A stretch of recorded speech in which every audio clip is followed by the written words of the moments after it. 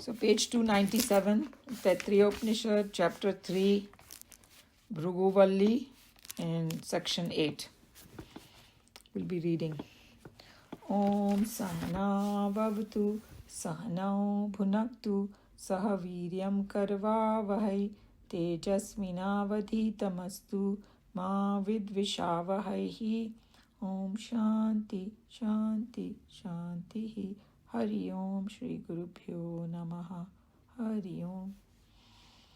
Om Shanno Mitra Sham Varunaha Shanno Bhavatvaryama Shanna Indro Brihaspatihi Shanno Vishnu Rukramaha Namo Brahmane Namaste Vayo Tvameva Pratyaksham Brahmasi Tvameva Pratyaksham Brahma Vadishyami Ritam Vadishyami Satyam Vadishyami Tanma Vavatu Tad Vaktaram Avatu Avatu Mam Avatu Vaktaram. Om Shanti Shanti Shanti. Hari Om Shri Gurubhyo Namaha. Hari Om. So we are at a section where Bhrigu got the glimpse of that Brahman and he didn't have any questions left, but still the teacher is giving some instructions and they are giving in such a way, they are telling the whole class. They are one meaning for the one group of people who have not reached the yet, and the same verse has a deeper meaning for Bhrigu. And the main thing that we read last time that the teacher does not want Bhrigu to reject the world, but see that world is Bhagwan's Vibhuti. Now it's all matching, right? From the Bhagavad Gita, it is Bhagwan's Vibhuti and everything is divine and he should be helping people, indulging in the world and trying to help people to gain that highest, not reject. And for the other students, he wants them to do some more type of meditation, more understanding of the mechanics of the world. And through that, we are also learning mechanics of the world. And we saw that how he was talking about in the previous one, he was talking about body and pranas are connected to each other. Meditate upon that. And here he's talking about the two elements, water and fire. In दोनों का बड़ा गहरा नाता उन्होंने बताया कि how they both are established in each other, they both are eater of each other and all that. And थोड़ा सा good language, but scientific facts were there. And we kind of analyze the whole thing. And now we'll read Swamiji's commentary. And that's what we'll do today. Any volunteers to read?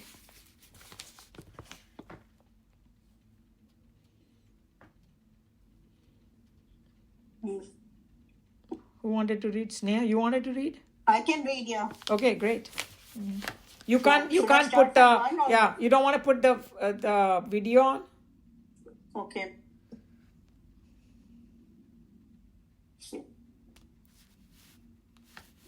I don't know, it's rejecting all the time. Okay. हमको 3 देवियां दिखाई दे रही है उसमें. Yeah, I don't know how this camera. Oh, there you are. Okay, it's all right. There you are now. Okay. So should I start from Ananda Parikshite? I did the Sanskrit part, so you can in the last one, so you can do not reject food se shuru kar do. Okay. The English translation. Do not reject food, that is a duty. Water is food. Fire is the food eater. Fire is fixed in water. Water is fixed in fire. So food is fixed in food. Like, what does this mean, fire is? Okay, so that I guess you didn't come. So all they're telling you is that there is a very close interaction that happens between fire and water. It happens in our body. It happens outside, everywhere. जैसे कोई आग जल रही हो तो उसमें पानी डाल दो तो बुझ जाएगी. और हमारे बॉडी में ना जब हमको ज़्यादा फायर एलिमेंट हो जाता है तो प्यास लगती है अपने को.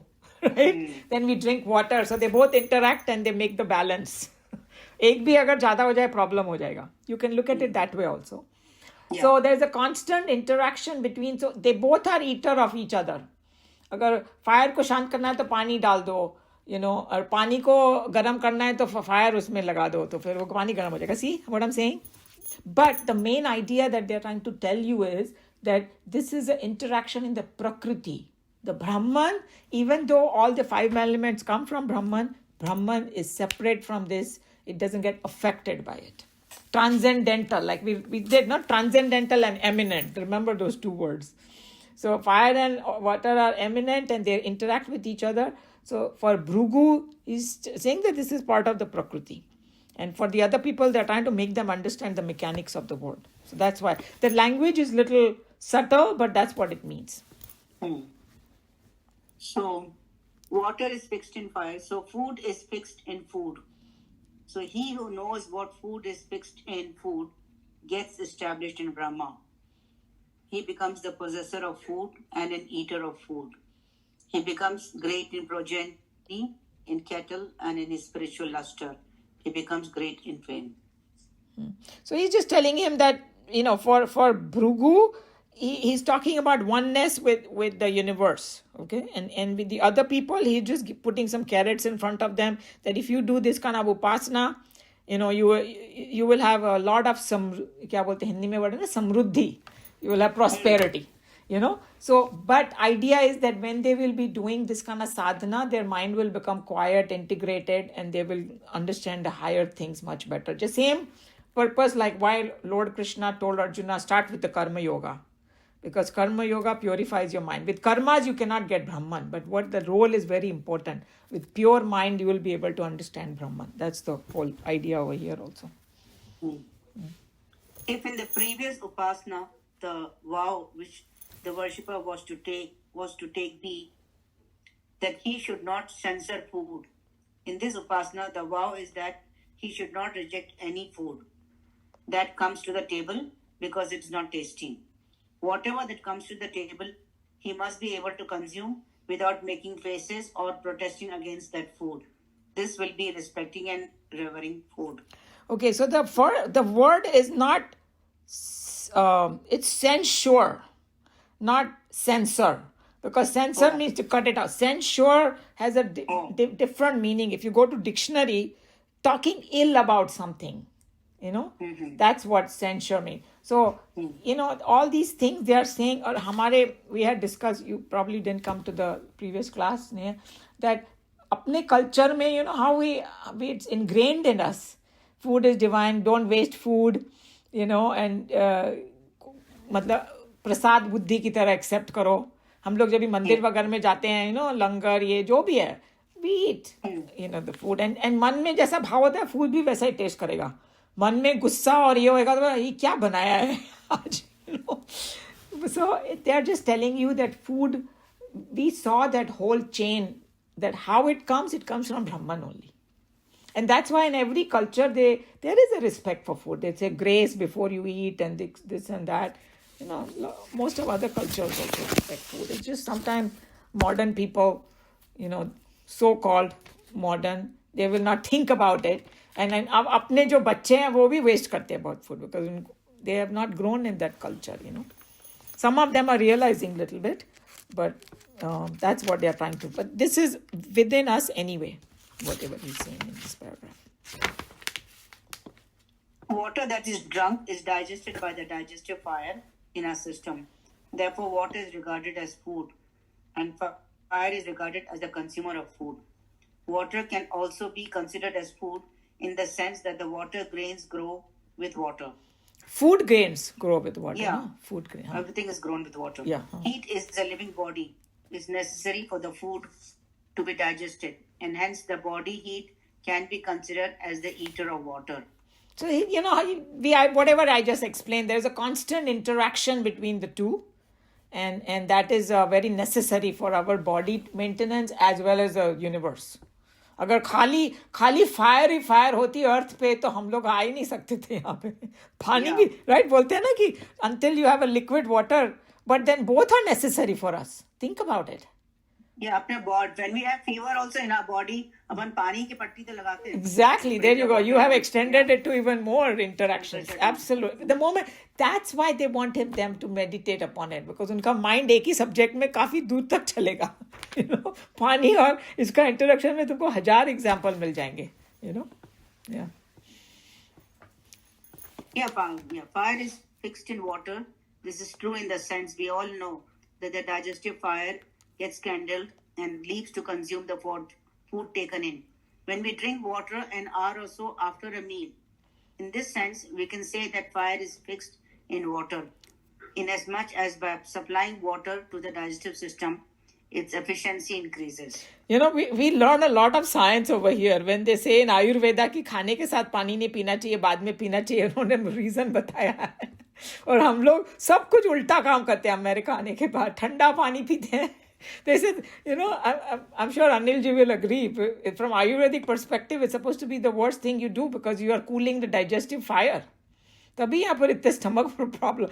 I also love cold water. It's just become like a cultural thing over here that we got so used to. कहीं भी जाते थे ना तो ice water पकड़ा देते. More ice and less water. Your tongue gets used to it, you know. But it's not good for you because there is a scientific reason behind it. Yeah, Anil ji has something to say, I guess. No, I was just going to make the same comment. In Ayurveda, they say, drink the water at your body temperature. Ah, Correct. interesting. So not even like warm. It should be No. body it should be- temperature. Interesting. Very interesting. I didn't know that. I thought गर्म पानी पीना चाहिए, गर्म पानी. So वो भी ठीक नहीं है. वो भी गलत है. ज़्यादा गर्म नहीं, थोड़ा हाँ, सा- exactly. मतलब the body temperature. That has a very interesting thing because room temperature is usually less than the body temperature. Yes. So that's why it should be slightly warmer. Interesting. Water is fixed in fire. Again, whenever the heat of the body increases, immediately we find water in the form of perspiration, steaming out as if water is fixed in fire. Anything consumed by fire is always accompanied by moisture. Let it be driest of fuel that you can find. Completely dehydrated things cannot be burnt. They can only be charred. See, how much science he taught us. You know, and even this, that जब body में heat ज़्यादा होती है तो पानी बाहर निकल जाता है. Look at the connection, water and fire. My goodness. Unbelievable. Yeah. Yeah, And- you see in Jaisalmer, there's a forest. Not it's a park where they show how the wood, which is actually a live thing, after it becomes dried, it becomes coal. So Ah. so again, when it becomes dehydrated, then it can be charred. Right, interesting. True. Mhm. Altogether, the teacher wants to emphasize in another striking analogy how the eater and the eaten, the experiencer and the experienced are interchangeable, and therefore, in fact, they are both virtually one and the same. The relationship between the subject and the object is clearly shown to be one and the same. When a glass rod is put in a trough half full of water, we find, because of refraction, half of the rod outside the water is straight and the other half inside the water is bent at an angle to it. This ugly delusion is because of the medium through which we are looking at the object. Similarly, the subject and the object, though they are one and the same, the world of objects seem to be different from the subject because of the refraction that is caused by the medium of the mind and the intellect through which we are experiencing the objects. Very interesting analogy he gave, no? Beautifully. That how, and we know that if you put a rod, it looks टेढ़ा. He's saying that हम लोग को दुनिया टेढ़ी मेढ़ी इसीलिए दिखाई देती है because we are seeing it through our mind. और जैसा mind होगा वैसी दुनिया दिखाई देगी. अगर कोई बोले ना कि दुनिया में सारे दुष्ट हैं because उसके मन में वो सब है negative चीजें. और कहो तो दुनिया बहुत सुंदर है because उसके मन में है. Beauty is in eye of beholder. That phrase It's is... also telling us this, also I would look at it as the Maya and think what God is saying is I am everywhere and you are in me, Yes. So we have to look at equality with that perception. If we see that everything is equal, Yes. the food that we eat and what we are consuming is all one, Yep, true. What you said. As before, the fruits of the upasana are enumerated as great material success and easy satisfaction of all of the fundamental desires of life. Yeah. Turning from the ordinary student, you want me to stop? It's okay. You can do both. Yeah. Do another one too. Turning from the ordinary students who understood this is as a pure method of upasana to the great student Bhrigu, we can find that the perfect student in him had a special message in these very same words of the teacher. To a student of realization who has just peeped into the beyond and got divinely inspired, the message would be that he should not, on any score, reject food. Food meaning the world of objects that can be experienced. The manifested world of plurality is not to be rejected as a false and delusory nothingness. So with that, like I said, the first small paragraph is just saying the fruits of upasanas are mentioned when he said, all the things that he said, the annado annavan bhavati, he will have a lot of food, he will have a lot of praja, he'll have family, he will have pashubhi, brahmavarchasen. Yeah, he will have a glow of, his upasana and all. That's for all the lower students, and wealth and fame and everything. And to Bhrigu, like what Meena ji had mentioned last time, when he talk about food, is not just food by one food that we eat, everything that comes through our five senses, all the objects of the world, he's talking, says that don't reject that. And I think even in Bhagavad Gita, when Krishna, Bhagwan and Arjuna talking to each other, and in second chapter, Arjuna asked that, Sthita Pragna Lakshana, are there people who are established in Brahman? And when they transact with the world, how do they transact with the world? Because when we look at the world, we look at it one way, they have a different drishti. So Bhagwan ने 18 verses में पूरा describe किया है beautifully, and हम लोग ने बहुत पहले किया था. That's why I think when we finish Bhagavad Gita, we got to start from beginning. And if once we finish it and start, you will see it start opening up even more, everything. Because now we have a full picture of it. So anyway, to make the long story short, one meaning is just the food, but here he's talking about much deeper meaning, that don't reject the world. I also felt that in this one, to Bhrigu, he was saying the philosophy of Advaita. Yes. The one True. of the seer and the seen, of the Yes. eater and the eaten. Yes. That the oneness he's showing. Yes. And that Bhrigu can understand at this point, whereas the other students cannot at this point. Correct. Yeah. So I thought it was interesting. He's taking a little bit further in this way. Yeah. And it's a very smart thing to do. With one class, it's like, killing two birds with the same stone. It's a analogy ka description bahut bura hai, magar it gives you the meaning that, hey, he's doing two things with one shloka. It's one without a second. And that's what he's showing. Yeah. But the Maya and he's showing that. Because I think that what he's trying to warn us is that once you get that glimpse of that Bhagwan, or you connect with it, you should not become selfish and just, I want this, and then think that everybody else is like, out there and I'm here. No, anybody else. Let's put it, when you are Advaita, if you see that, right, there is no anybody else. So he wants him to go towards that, get there's a danger that this person might just, get into the gufa and not do the word Krishna Bhagwan used was lok sangraha, that these people do it for the welfare of people. Right. They are also working. Yeah. Yeah, he's new. He's a student, and that's why the father is trying to, take him, push him a little bit further to see a little bit more. Correct. Yeah.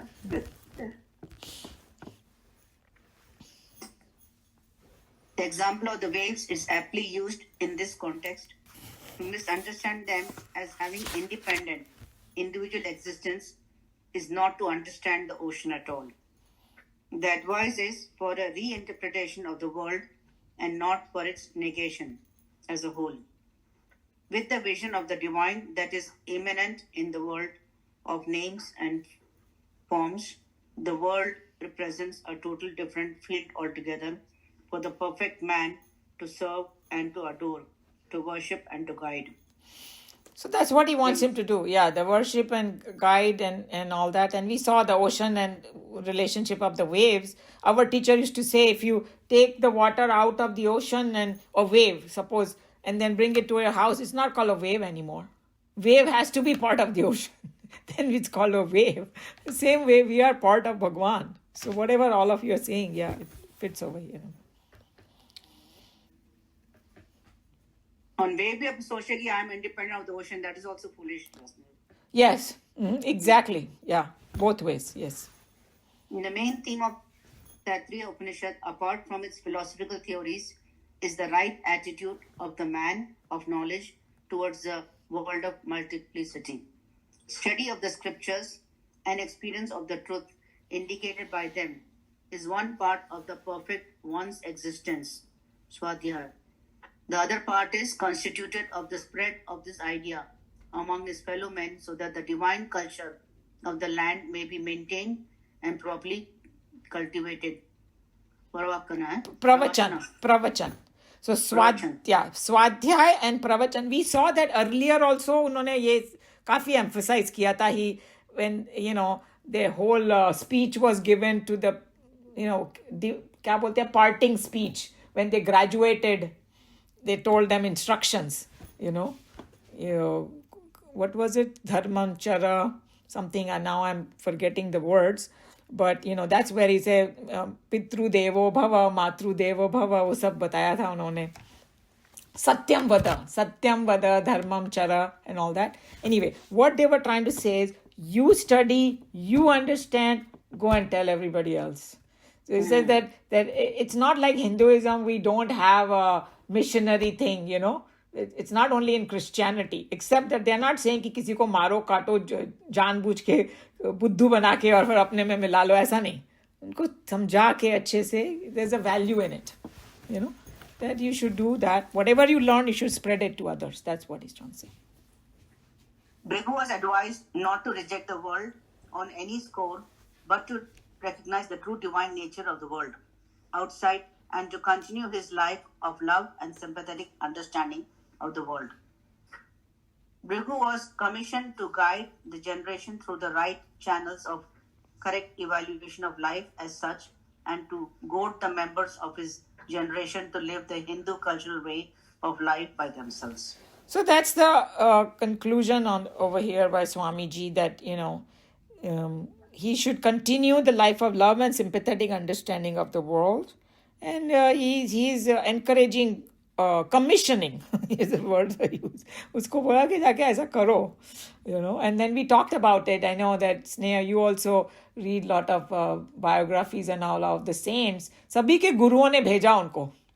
खुद तो वो आना भी नहीं चाहते थे America वगैरह ना. गुरुओं ने बोला नहीं तुम जाओ, तुमको जाना पड़ेगा. चिन्मयानंद को भी तो बोला गया. Chinmayanand ji actually, no, it was not Chinmayanand ji. Chinmayanand ji got inspired looking at Ganga and he wanted to come and do it. So, but others like Yogananda and Prabhupada ji को 40 साल पहले बोला गया था उनके गुरु से that you have to go to America, and he, after 40 years he picked up the courage to come at age 69. Yeah, he followed. Also Swami Vivekanand. Yes, there you go. Swami Vivekanand came here too. Absolutely. Yes. So, and how many people, even till today, people get inspired. Vivekanand को तो बेचारों को Americans को मालूम नहीं था कि ये vegetarian है, तो उनको meat खिला दिया. So he never rejected the food, he ate it. So in fact, people tell कि why did Vivekanand eat meat? But he was being respectful to the host. Unbelievable. Yeah. So उनके जो ways होते हैं ना, from the worldly perspective, if we see, then people might criticize and do this, but उन्होंने क्यों किया वो वही बता सकते हैं, और फिर जब बताएंगे तो हमारी आंखें खुलती है क्यों किया, right? So true, absolutely true, because we can't even copy what they do, because they are doing it from some higher perspectives, these kind of things, So anyway, any other comment, question? For him eating that meat was not a food that he's eating for pleasure. It must be such a supreme sacrifice that yes, so true, yeah, so to true. Tolerate that food. Yes. And even other swamis, what they had to face. I mean, because I go to Hare Krishna temple, some of them tell the stories that when Prabhupada ji arrived in New York, he said, मैं किसको जाके कृष्ण के बारे में बोलूं? I mean, it is such a different, and उनको कौन मिले? People who were addicted to drugs, people who wanted to run away, these teenagers, उनको उन्होंने transform कर दिया.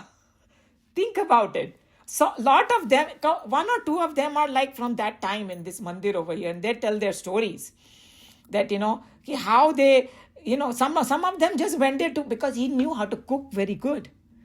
So he would cook for them and he said, do you want to be happy?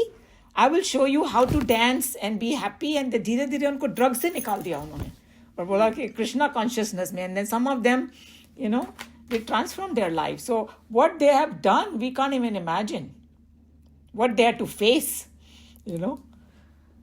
Unbelievable. Anyway, very inspiring. Should I close the class? Yes. Okay. I'm going to close the class, and after that, Joe has something to share. So I know it's time up, but if whoever wants to stay back and hears Joe's story can hear something interesting to share. So I'm going to just first close it, and then whoever wants to stay.